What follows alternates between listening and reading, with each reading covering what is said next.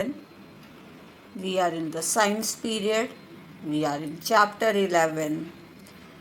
Today we are in the third part of the chapter Transportation in Animals and Plants. Children, as you know, when we talk of transportation in human beings, we say it is your circulatory system. So, we have already started with the circulatory system in the last period. But in case you have missed any of the period, so I will just tell you the topics that we have already taken up in the last period. On the first day, I gave you the introduction of the circulatory system. Then I talked you about the blood, and I said that blood is the fluid portion of the body. And here I said there are two parts. One is the plasma and other part consists of the different types of the blood cells, and those are your RBCs, WBC and your platelets. Then I told you in the last period about the blood vessels, and when I was just talking to you about the blood vessels, I told you about the arteries and the veins. Here I told you that the arteries, they carry the oxygenated blood except the pulmonary artery, whereas your pulmonary veins, they carry the oxygenated blood. Whereas the veins, all the veins, they carry the deoxygenated blood. The function of the artery was to carry the blood from the heart to the various parts of the body, and along with it, it carries the food, oxygen and water. Whereas the veins, they carry all the deoxygenated blood from all the parts to the heart, and they help in the removal of the waste also, which is carried out with the help of the flow of the blood within the blood vessels. Here I will show you the arrangement of the heart as well as the arrangement of the arteries and the veins. Here in the center you can see this is your heart. Here you have red colored vein-like tubes which are your arteries, and these blue color ones are your veins. So this is the arrangement of your arteries and the veins. Today we will be talking about the heart. So, when we talk about the heart, I must tell you that it is an organ which beats continuously till we are alive, and it acts as a pump for the transport of the blood from the head to the tip, that means from the heart to the tip of your head, as well as from the heart to the toe of your body.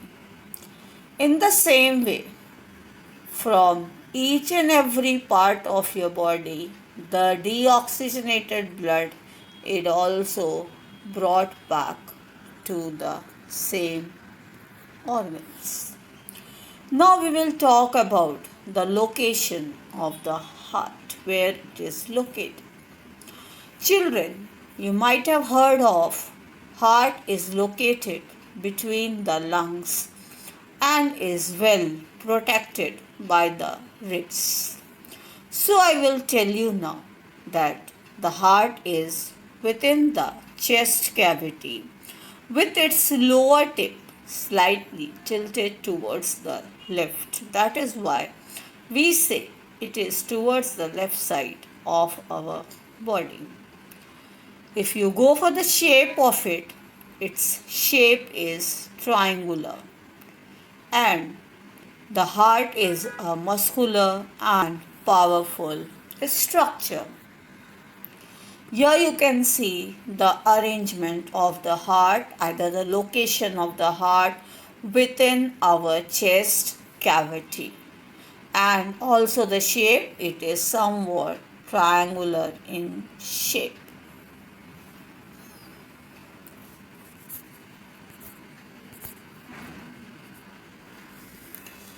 Now, the next that comes up is the size of the heart. So, the size of the heart is the size of your fist. Fist means when you close in all your fingers. And when you are closing in all your fingers, we say, that means all your fingers are within your palm, and we say it is the fist. So here you can see the structure of a fist. Now I will tell you, this heart is enclosed by a double walled sac called the pericardium. So here you can see the three walled structure. So in between we have the cavity, and outside and inside. So outermost part pericardium, the innermost is your visceral, and in between we have the pericardial cavity. So this is how the heart is enclosed within. That means it is found inside this pericardium double walled sac. So this is how the heart is arranged, it is present. And this pericardium, it helps the heart to protect itself from any of the shock or any of the jerk.